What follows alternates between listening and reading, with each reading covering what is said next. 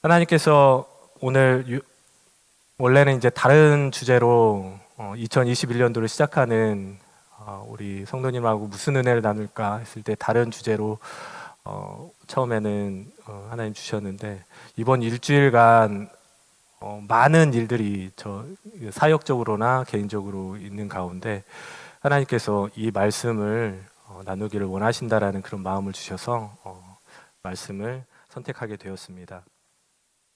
오늘 이 말씀은 요한복음에서 예수님께서 하신 말씀인데요. 살리는 것은 영이니 육은 무익하니라. 제가 사역을 하면서 목장 사역을 하면서 그리고 고동부 사역을 하면서 그리고 제가 신앙생활을 계속하면서 항상 고민했던 게 뭐냐면 본질이 뭘까? 우리의 신앙의 본질이 뭘까? 그리고 이번 주에도 2020년도 작년 한 해는 거의 한 3분의 2가량을 로마서를 가지고 그 고등부 친구들하고 같이 나눴었는데 하나님께서 마음을 주시기를 2021년도에는 복음서를 가지고 우리 친구들하고 은혜를 나눠야 되겠다. 예수님께서 무엇라고 하셨는지, 그리고 하나님께서 하나님 나라를 뭐라고 하셨는지, 우리가 뭘 사모해야 되는지, 그거에 대한 나눔에 대한 갈급함을 주셔서 2021년도에는 친구들과 예수님의 그 기적 그리고 예수님의 말씀에 대해서 나누고 싶어서 복음서를 이제 준비하고 있는데요. 복음서를 이렇게 묵상을 하다가 보니까 이 말씀이 탁 걸렸어요. 살리는 것은 영이니 육은 무익하니라. 저희가 수십 년간 신앙생활을 하고 또 수십 년간 성경을 읽고 또는 1년에 몇 회독을 하고 성경을 읽었는데도 하나님의 말씀이 이해가 가지 않는, 그리고 하나님의 말씀이 역사하고 나타나야 되는 교회 가운데서 벌어지는 일들, 그리고 세상에 크리스찬들이 벌리고 있는 이런 일들이 사실상으로 성경으로 이해가 가지 않는 거였어요. 믿음으로 이해가 가지 않는 부분들이 참 많았습니다. 아마 지금도 그것 때문에 고민하시고 또 우리가 믿는 이 신앙이 무엇인가라고 말씀을 고민하시고 지금 우리 크리스찬들이 살고 있는 이 삶의 모양을 보고 고민하시는 분들이 있는데 그걸 고민하던 끝에 하나님께서 저에게 주시는 답은 이거였습니다. 살리는 것은 영이니 육은 무익하니라. 오늘은 제가 두 가지 정도 이제 은혜를 나누기를 원하는데요. 아마 사탄이 가장 싫어하는 주제 중에 이 두 가지를 뽑은 것 같은데 사탄이 좋아하지 않는 주제는 뭐가 있을까요?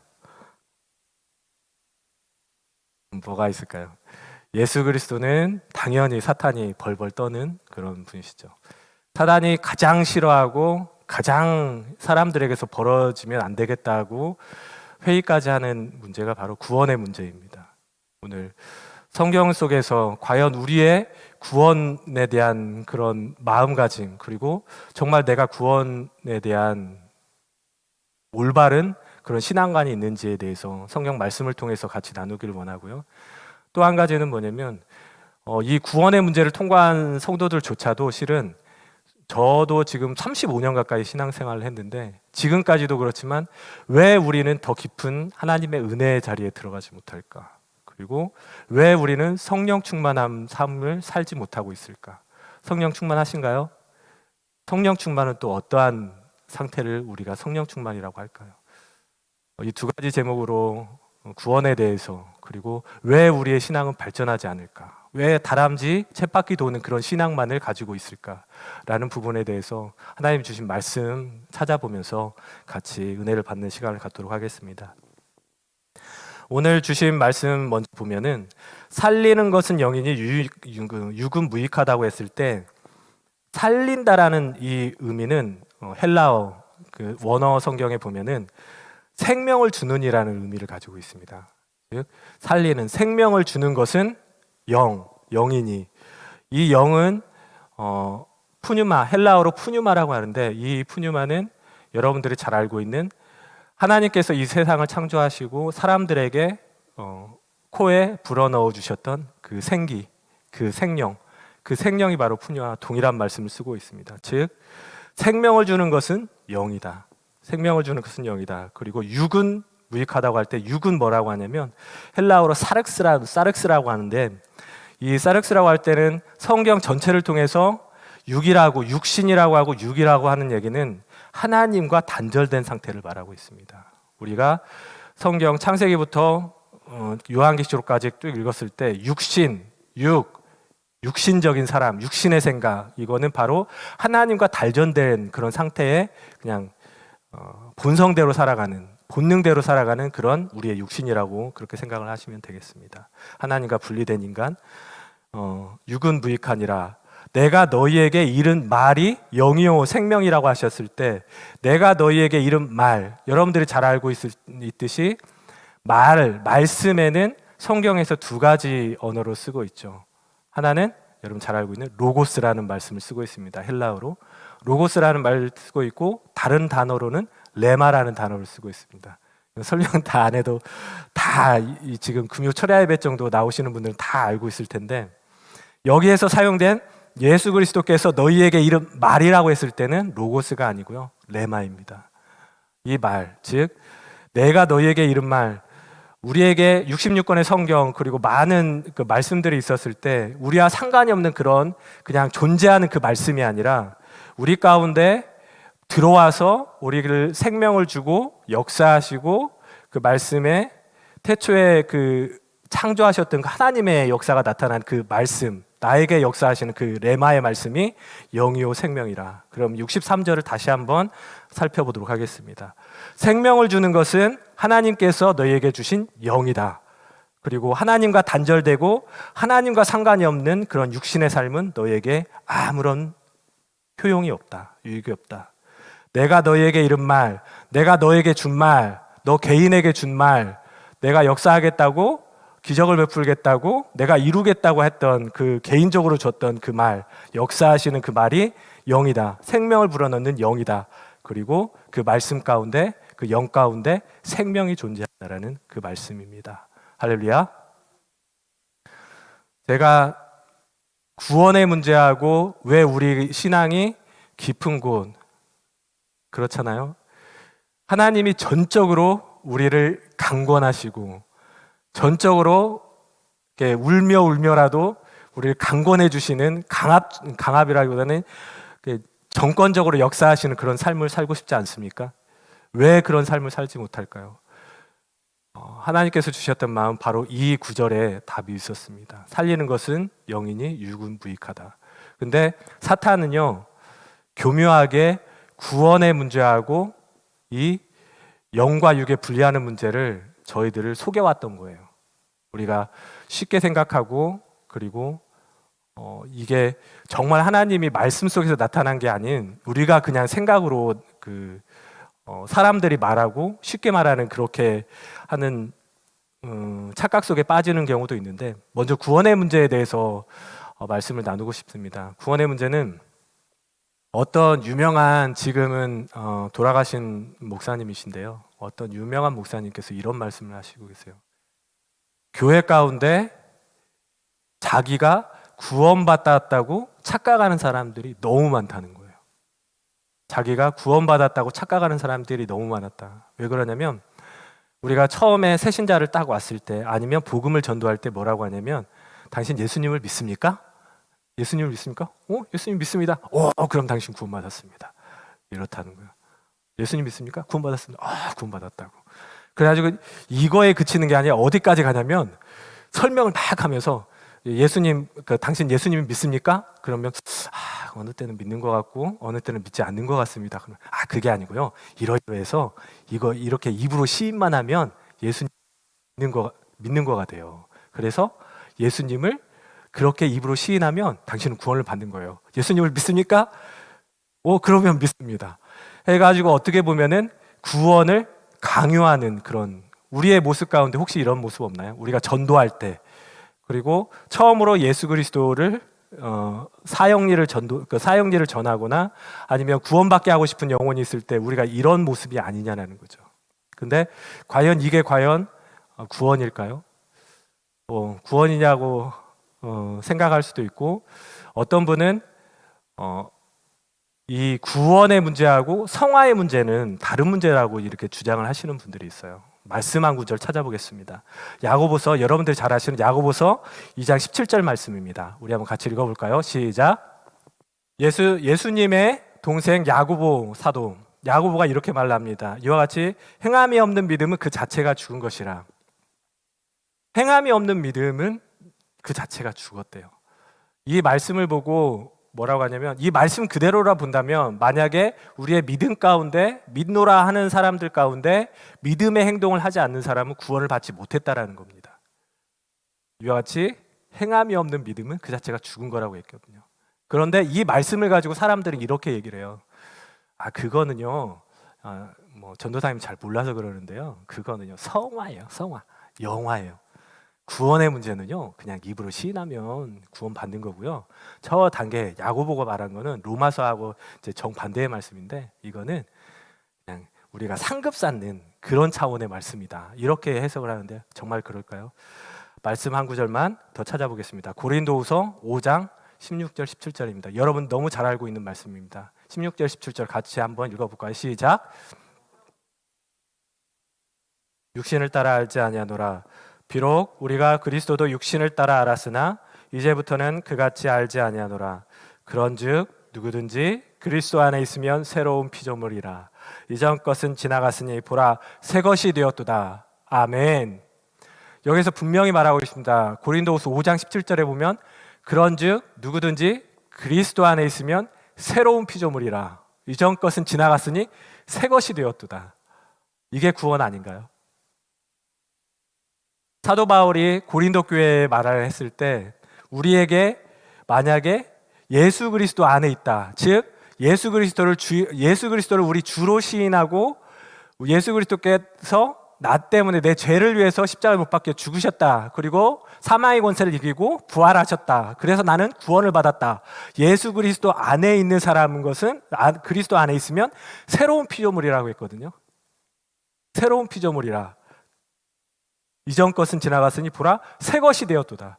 새로운 피조물과 새 것이라고 해요. 근데 예수 그리스도 안에서 말로 그냥 예수님 믿습니다 이렇게 고백을 하지만 똑같이 생각하고, 예수를 믿기 전과 믿은 후에 생각이 똑같고 행동이 똑같고 똑같이 성질 내고 똑같이 혈기 부리고 똑같이 사기치고, 이런 사람이 과연 예수 그리스도 안에서 새로운 피조물로 변화된 사람이고 새 것인 사람일까요?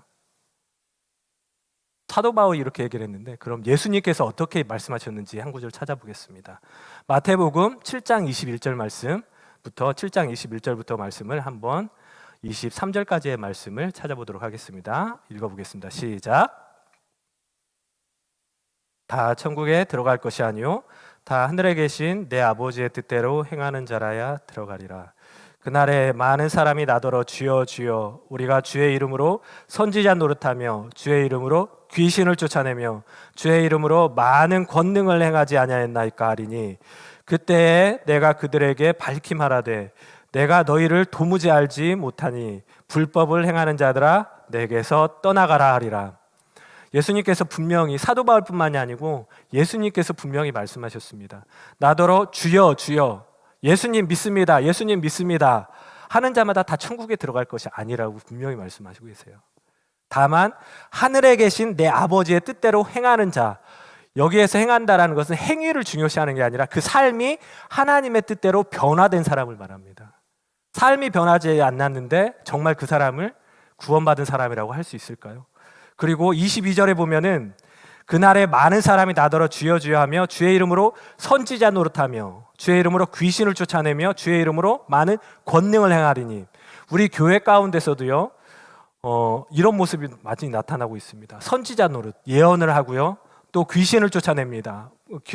기도하면서 귀신을 쫓아내고요, 또 기도하면서 병든 자에게 기도해서 치유의 은사가 나타나서 낫게 기도하는 그런 기적들이 많이 일어납니다. 그리고 우리가 예수님을 주라고 시인하고요. 그런데 그 삶이 변화되지 않고 하나님의 뜻대로 사는 그 삶으로 변화되지 않는 삶이 과연 구원받은 삶일까? 예수님께서 이런 말씀을 하셨는데요, 여러분들이 잘 알고 있는 말씀입니다. 그 나무는 뭘 보면 알 수 있다고 하죠? 열매를 보면 알 수 있다고 하죠. 처음에는 나무가 조금씩 자라서 어떤 나무인지도 모르겠어요. 또 나무가 나뭇잎이 무성하게 펼쳐져 있었을 때 산속에 쫙 있는데 무슨 나무가 어느 때는 제가 그런 걸 잘 모르는데 산에 올라가다 보면 저거 밤나무야? 저거 감나무야? 저거 벚꽃나무야? 모르겠어요. 제가 정읍 시골에 사는데 촌놈인데 모르겠어요. 근데 예수님께서 분명히 말씀하셨는데 그 나무에 어떤 나무인지는 그 나무의 열매를 보면 안다. 삶에 우리가 우리 교회에서 하는데 정말 가르치는 입장에 서 있는 사람, 우리 목자님들, 그리고 교역자, 그리고 선생님들, 교육부서 선생님들, 그리고 자녀를 기르는 부모님들의 입장에서 반드시 잘 알아야 되는 게 구원의 문제는요, 너무 중요한 문제예요. 구원의 문제인데요, 예수님께서 말씀하셨을 때 단순하게 그냥 예수님 나의 주님입니다, 예수님 믿어? 믿어요. 이게 구원이 아니라는 거예요. 입으로 시인하여 구원에 이른다고 했던 그 로마서는 말씀은 무슨 뜻이냐면요, 시인하다라는 뜻은 그 당시에는 그 외부로 공포하다, 선포하다라는 뜻이 있어요. 로마서 말씀에 보면은 그 당시에는 로마 교회 당시에는 뭐냐면 예수 그리스도를 믿는 것 자체가 불법이었던 때예요. 예수 그리스도를 믿는다고 선언하면, 공공이 선언을 하면은 여러분 잘 아시듯이 원형 경기장이 사자밥으로 되고, 그 다음에 화형을 당하기도 하고 십자가 못 박혀 죽기까지 하는 그런 상황 가운데서 예수 그리스도를 죽음의 상황 가운데서 나의 주님이라고 고백하는 사람, 선언하는 그 사람이 구원에 이르겠다는 거죠. 우리가 잘못 생각하는 그런 부분이죠. 사단은요, 교묘하게 이런 것들을 꾸밉니다. 그래서 착각하게 만들어요. 그래서 임종 씨의 부랴부랴하게 예수님의, 정말 우리가 자꾸 이제 그렇게 구원의 문제를 짚고 나가야 되는 게, 우리의 목적은 바로 예수 그리스도 안에서 구원을 받는 게 목적이고, 내 자녀가 구원을 받게 하는 게 우리의 궁극적인, 그리고 예수님 안에서 당연히 해야 되는 가장 기본적인 사명이기 때문입니다. 그러면 말씀 몇 구절 가지고 찾아봤는데, 그러면 구원받은 사람의 모습에 대해서 몇 가지만 찾아보겠습니다. 누가복음 19장 8절로 9절 말씀 찾아보겠습니다.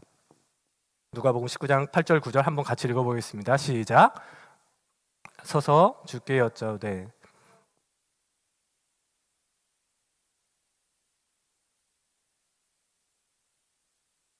네 갑절이나 갖겠나이다.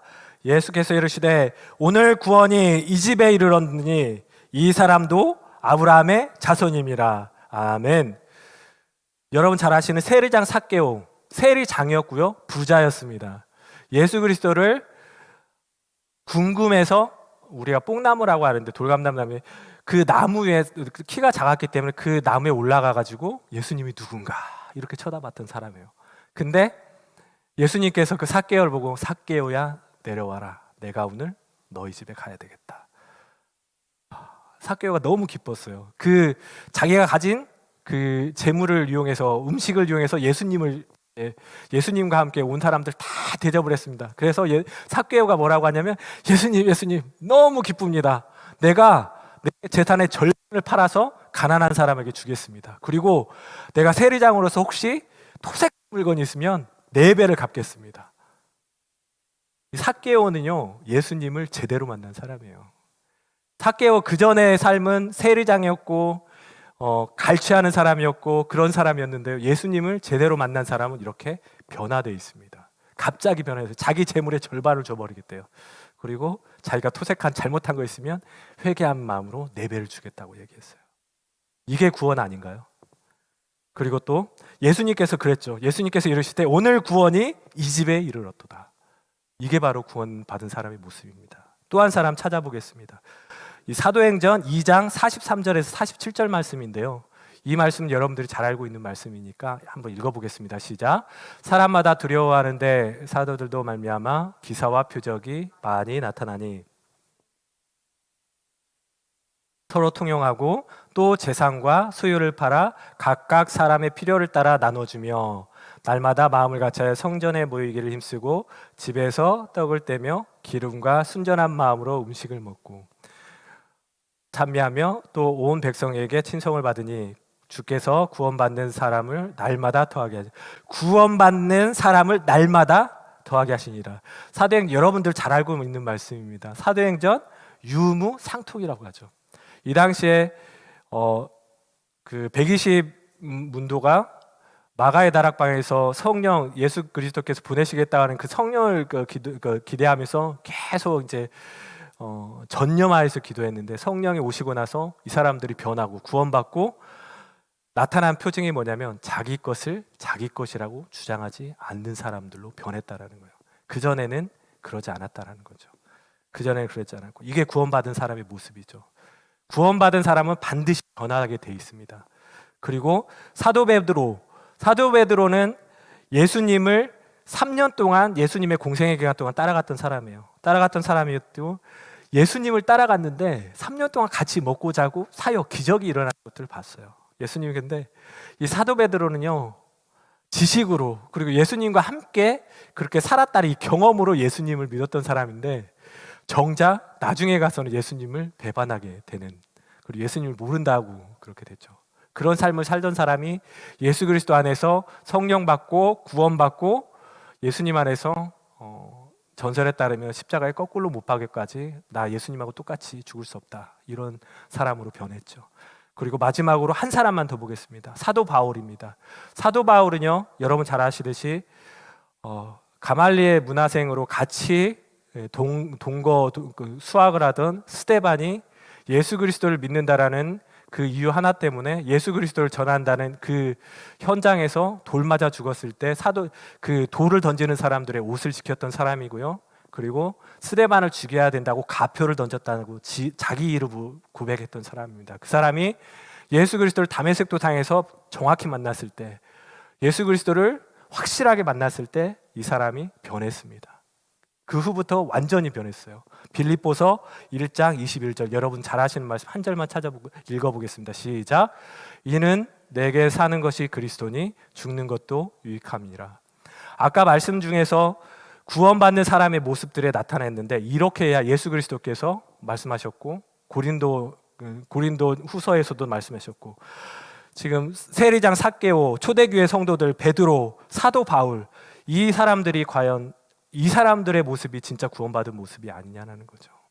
근데 사단은요, 정말 세련되게 그 예수 그리스도를 입으로 시인하면 무조건 구원받는다고 얘기하는데, 정말 예수 그리스도를 제대로 만난 사람, 그리고 예수 그리스도를 정말 인격적으로 체험하고 내 예수 그리스도 때문에 내가 구원받았다, 내 죄 때문에 예수 그리스도께서 죽으셨다, 그걸 믿는 사람들의 삶이, 제대로 믿는 사람들의 삶이 변하지 않을 수가 없다라는 거죠.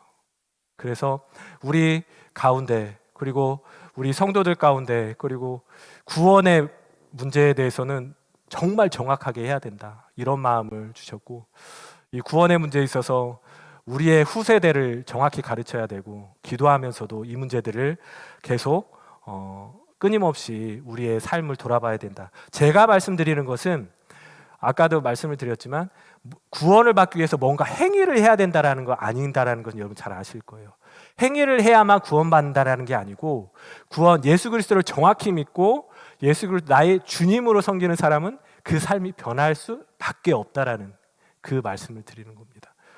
지금 오늘 철야 예배를 들으시는 분들은 전부 다 이런 과정은 통과하신 분들이라고 저는 확신합니다. 그러면 우리가 예수 그리스도를 믿고 주로 시인해서 예수 그리스도 안에서 구원을 받은 백성인데, 이렇게 구원받은 백성, 그렇다면 우리의 영이 살아났다는 얘기거든요. 하나님 안에서 예수 그리스도를 믿음으로 인해서 사망의 권세를 이기시고 살아나셨던 예수 그리스도의 권능이, 그리고 그 권세가 우리 안에 임하기 때문에 우리 영도 살아났다라는 건데, 왜 우리의 삶은 이런지, 그리고 우리가 기도할 때 더 깊은 하나님의 은혜의 곳, 그리고 하나님의 깊은 은혜의 자리, 하나님께 더 헌신하는 삶을 살고 싶은데 왜 그 자리까지 나가지 못하는지에 대해서 이 시간에 같이 나누기를 원하는데요.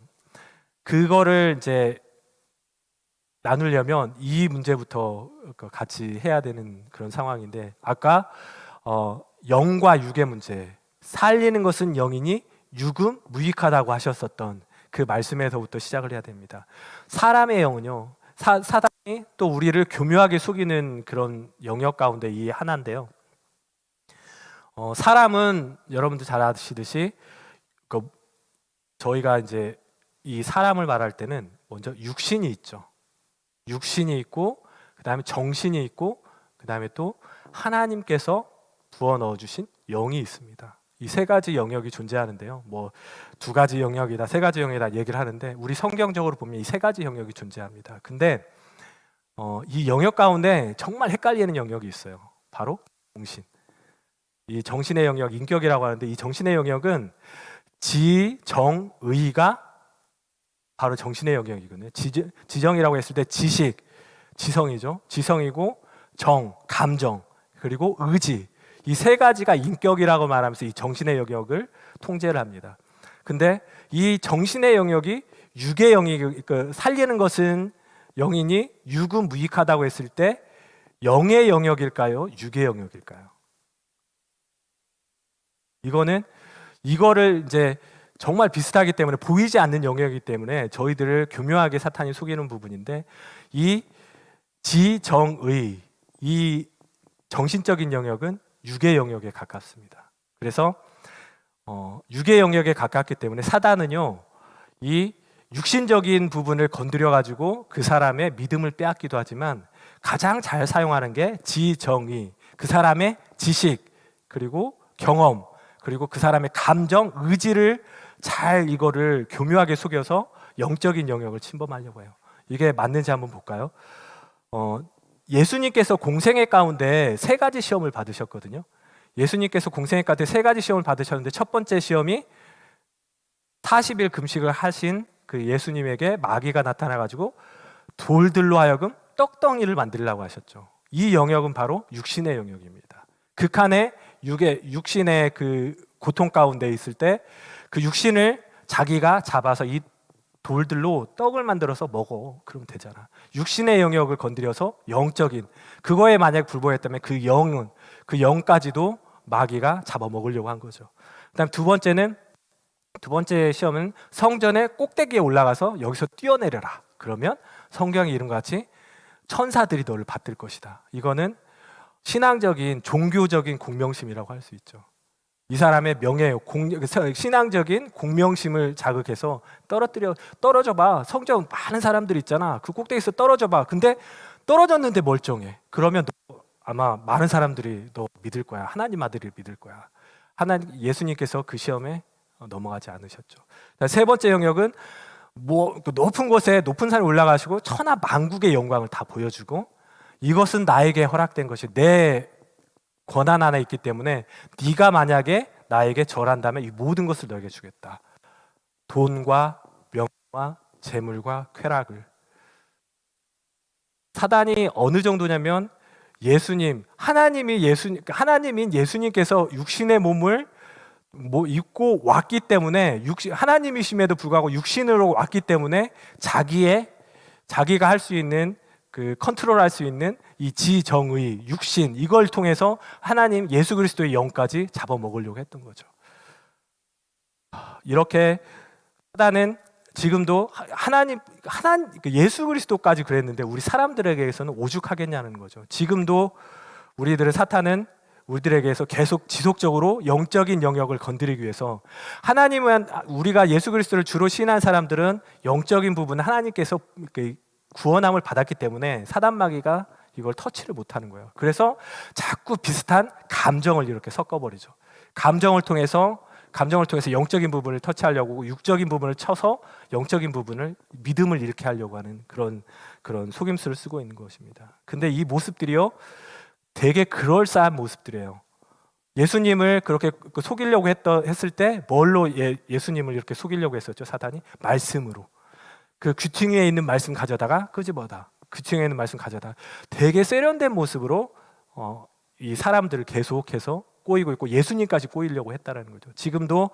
지금을 살아가고 있는 우리 그 크리스찬에게도 종교적인 지식과 그리고 종교적인 우리 그 교회에 있는 정말 안타깝지만 인정할 수밖에 없는 게 교회에서도요 지금 이렇게 전체적인 그리고 서구의 교회들 그리고 우리나라의 대형 교회들 그리고 많은 교회들이 보면은 종교적인 그리고 성경적인 지식을 강조하고요. 그리고 그리고 얼마만큼 믿었다라는 경륜을 강조합니다. 이것들이 마치 우리의 믿음인 양 그렇게 사단 마귀는 속이고요. 그다음에 우리의 감정들 예배 드릴 때 한 번 이렇게 찔끔 눈물을 흘리고, 그리고 아유 내가 잘못했네 이런 마음들 먹었다라는 그 감정을 해서 그거면 됐어, 그거면 됐어, 철저하게 회개할 필요 없어, 그냥 그렇게 하면 돼, 이걸 속이고 있고요. 또 어떤 모습으로 나타나냐면 의지, 지정의, 의지적인 면에 자기 의지로 정말 하기 싫은데 그래도 해야지, 이게 믿음이 아니라 의지로, 자기 의지로 이렇게 하는 모습들, 그렇게 하는 모습들, 지정의로 둔갑을 시켰죠. 신앙이 아니고 지정의로 둔갑을 시켜가지고 봉사하는 사람들에게 사단마귀는요 자기라는 것을 선물로 줍니다. 그래서 하나님으로부터 이 지정의, 육적인 부분에서의 만족감을 줘버려가지고 영적인 만족감, 이 우리가 행하거나 이런 것들에서 하나님이 기뻐하신다라는 그 영적인 충만함이 아니라 이 정서적인, 정신적인 만족감을 줘가지고 사람들이 헷갈리게 만드는 거예요. 속이는 거예요. 그거에서 만족하도록 그렇게 속이고 있습니다. 사단의 속임에 그렇게 빠진 모습들이 자주 나타나는데요. 성경에 보면은 지식과 경험, 성경적인 지식과 경험으로 이렇게 사단의 꼬임에 빠졌던, 속임수에 빠졌던 사람들이 잘 아시는 바리새인과 서기관들이죠. 그리고 또 의지적인 속임에 빠졌던 사람, 자기 의지로 그리고 자기 감정으로 그렇게 자기 신앙을 고백했던 사람, 대표적인 사람이 베드로였죠. 베드로가 최후의 만찬 때 다른 사람은 다 주님을 버릴지언정 나는 죽기까지 따라가겠다. 자기 감정이었어요. 자기 감정이었고 자기 의지였어요. 근데 철저하게 무너지죠. 사단에 의해서 철저하게 무너집니다. 제가 집회 가운데 어떤 친구가 이제 집회 마치고 정말 은혜스럽게 마친 다음에 이제 기도를 하고 있는데 이제 와가지고 이제 어떻게 옆에 앉았는데 자기가 집회에서 은혜를 너무 많이 받아가지고 너무 많이 울었다는 거야. 속으로 그랬죠. 난 안 믿는다. 난 안 믿는다. 내 삶을 볼 거다. 하나님께서는 우리의 감정을 믿지 않으세요. 요한복음 1장 2절에 보시면 예수님께서 기적을 행하고 막 하는데 사람들이 막 쫓아오고 예수님 막 이렇게 예수님을 높이는데 예수님께서 뭐라고 하시냐면 요한복음 말씀은요, 예수님은 그 몸을 그 사람들에게 의탁하지 않으셨다고 했어요. 왜 그러냐면 어떤 사람이 어떤 마음인지를 잘 알고 계시기 때문에. 예수님이 그랬듯이 우리의 신앙은 우리의 의지나 지정의 그리고 우리의 행위가 아니라 바로 영적인 부분에서 하나님과 함께 동행하고 있는지에 초점이 맞춰야 된다는 것입니다. 예수님 당시에도요, 영적인 부분과 육적인 부분이 구분이 됐는데 생명의 말씀을 전하는 예수님, 이 말씀을 듣고 믿기만 하면 모두 구원을 받는 예수님의 말씀을 전할 때 두 가지 반응이 나타났습니다. 어떤 반응이죠? 첫 번째는 정말 이런 사람은 하나님의 아들이 아니고서는 절대 이런 기적을 행할 수 없다. 이렇게 이런 사람들, 예수님을 쫓아다니면서 여자분들 특히 쫓아다니면서 그 예수님을 나의 주님으로 믿어서 구원받은 백성이 있는가 하면요, 이 생명의 말씀을 전했는데도 불구하고 기적이 일어나는 그런 모습을 보면서 한 부류는 어떻게 되냐면 신성모독이다.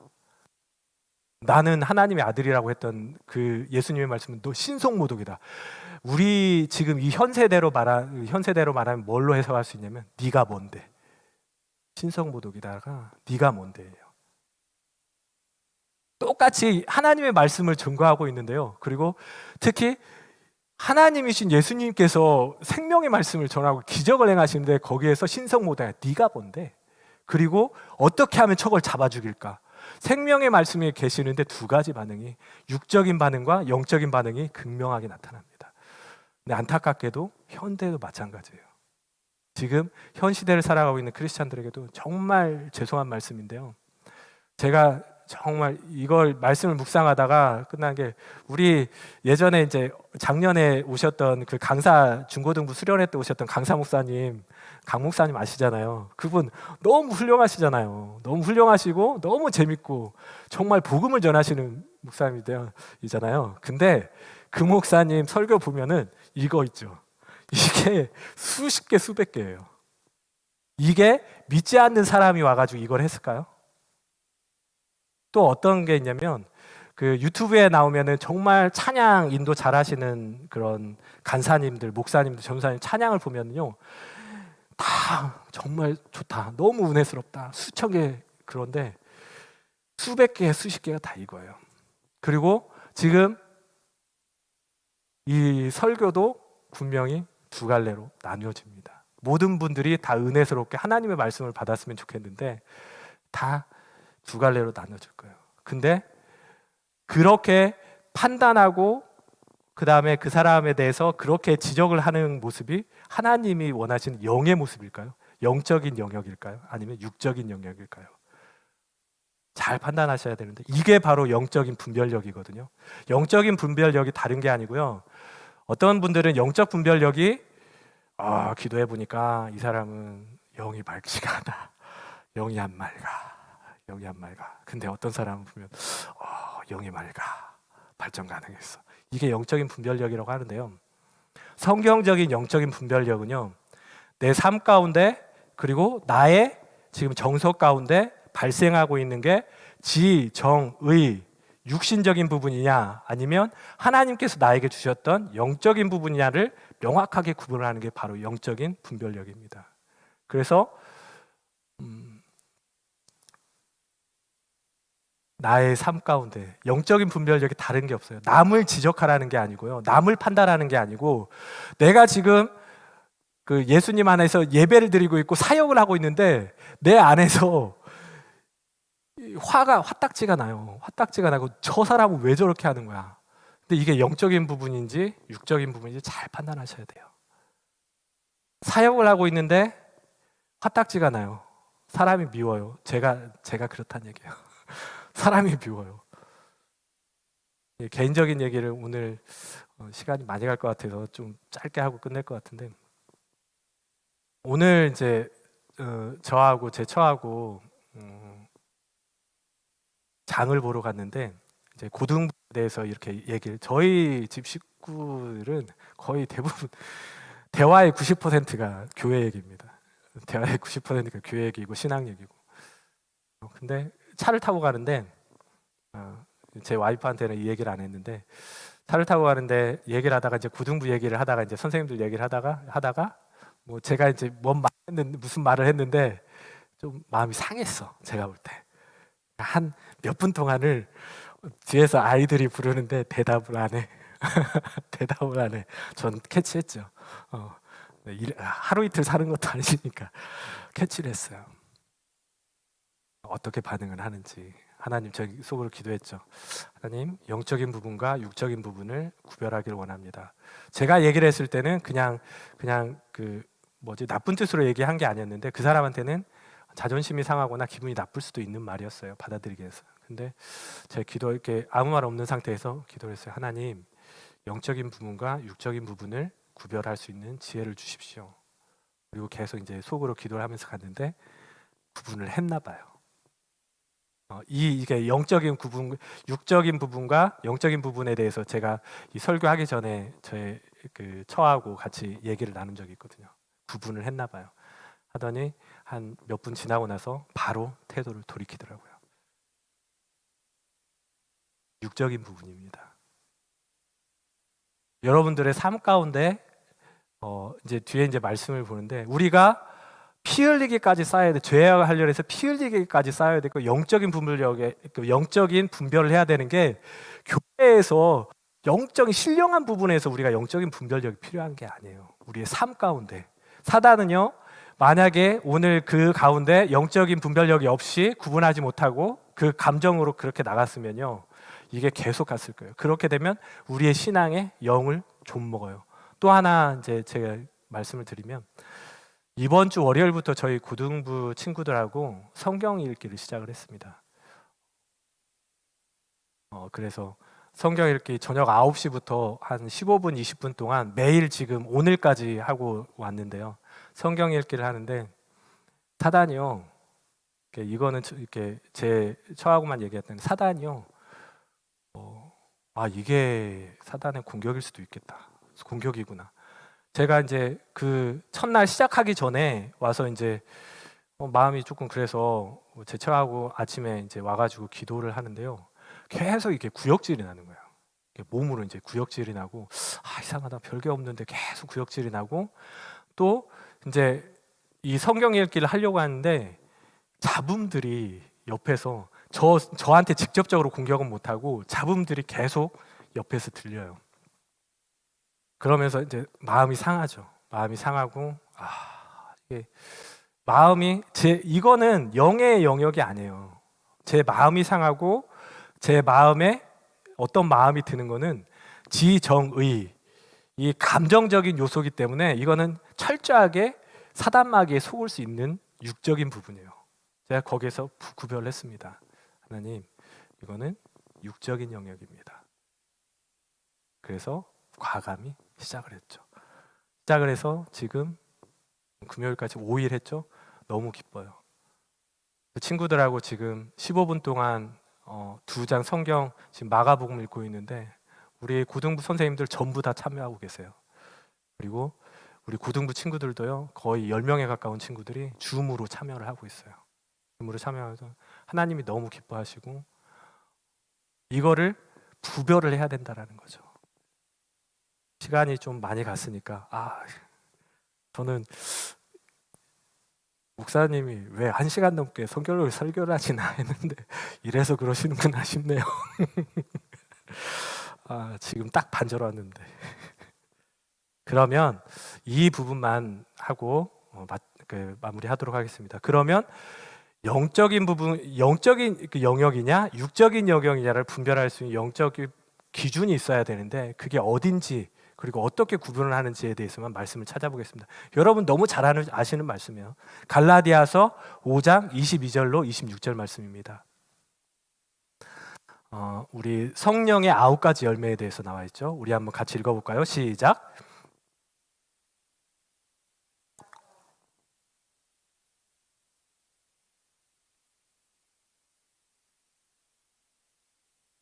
그리스도 예수의 사람들은 육체와 함께 그 정욕과 탐심을 십자가에 못 박았느니라.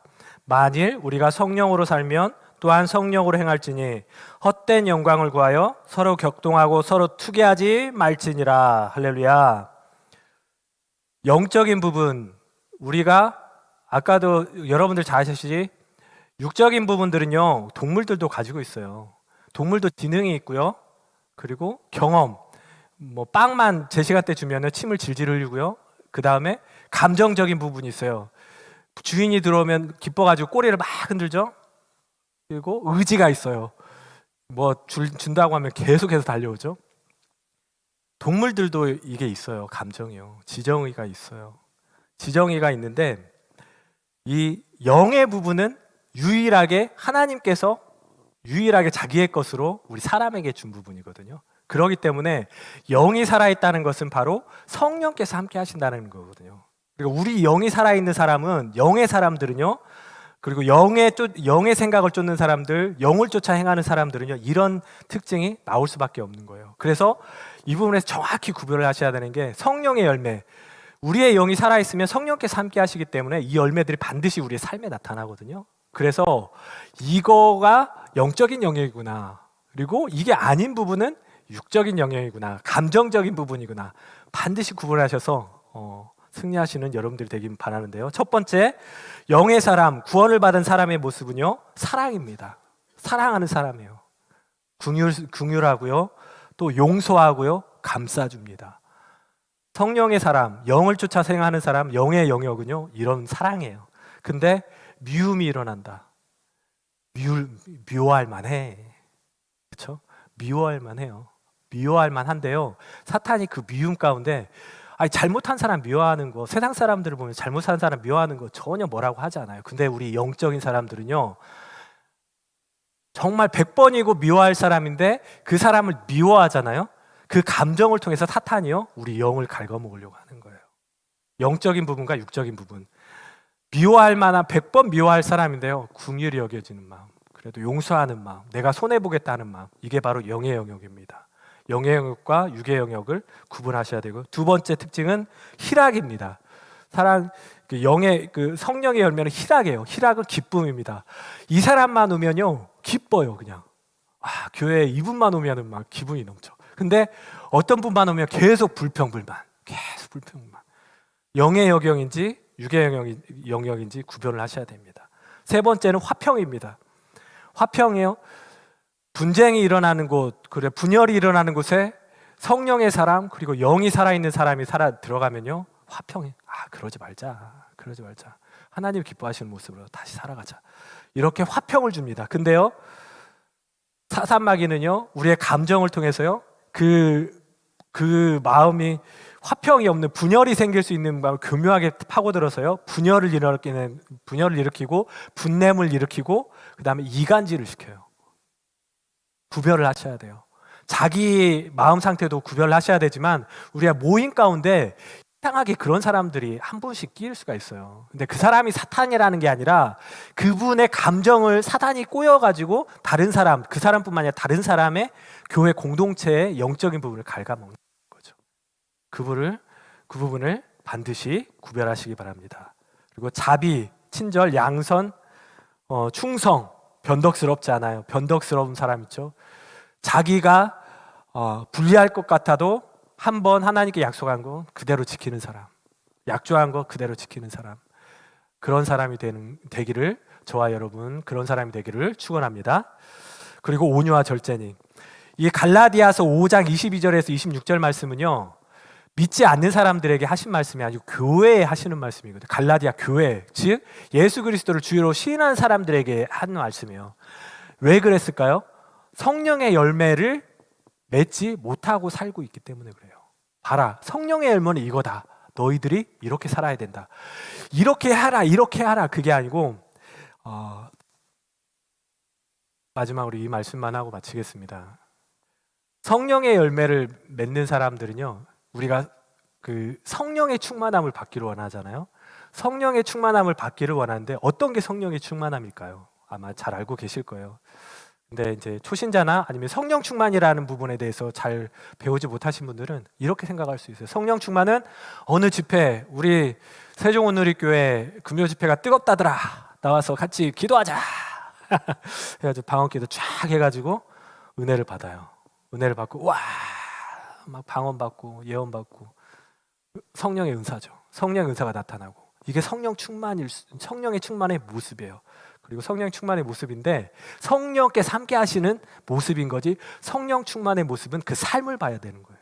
성령 충만은요 성경적인 성령 충만은 그렇게 하나님께서 옛다 성령 받아라 이렇게 드럼통 기름 붓는 그런 성령 충만이 아니고요. 그런 기름 부음이신 거고 성령의 충만은 우리의 영 가운데 우리가 육적인 부분과 영적인 부분을 칼로 잘 도려내듯이 잘 분별해서 영적인 부분을 죽이고 십자가에 오늘 갈라디아서 5장 24절의 말씀에 있잖아요. 성령의 열매 다음에 그리스도 예수의 사람들은 육체와 함께 그 정과 욕심을 십자가에 못 박았다. 즉 정서적인 부분, 지정의, 우리가 속고 살았던 지정의의 부분을 십자가에 못 박은 사람입니다. 그래서 십자가에 못 박아서 우리가 살아갈 때 그 사도 바울이 그래서 내 몸을 쳐서 복종케 하기까지 자기가 복종했던 게 뭐냐면 항상 내 이 육적인 부분을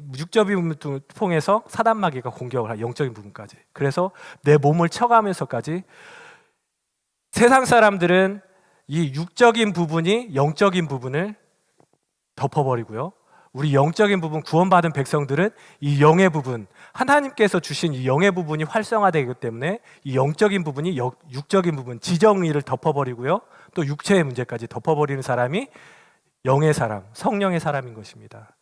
우리가 2021년도를 살아가면서 어떤 말씀을 가지고 살아가야 될까? 그리고 우리가 성경책을 읽을 때도 신앙생활을 할 때도 이 영의 부분과 육적인 부분, 특히 이 정서적인 부분에 너무 소진하지 마시길 바랍니다. 영으로서 우리의 감정을 덮어버리고 성령으로서 우리의 육의 문제를 덮어버린 사람, 그게 바로 예수 그리스도 안에서 성령이 충만한 사람입니다. 저와 여러분은 2021년도 성령 충만한 그런 삶을 사시기를 예수 그리스도 이름으로 축원합니다.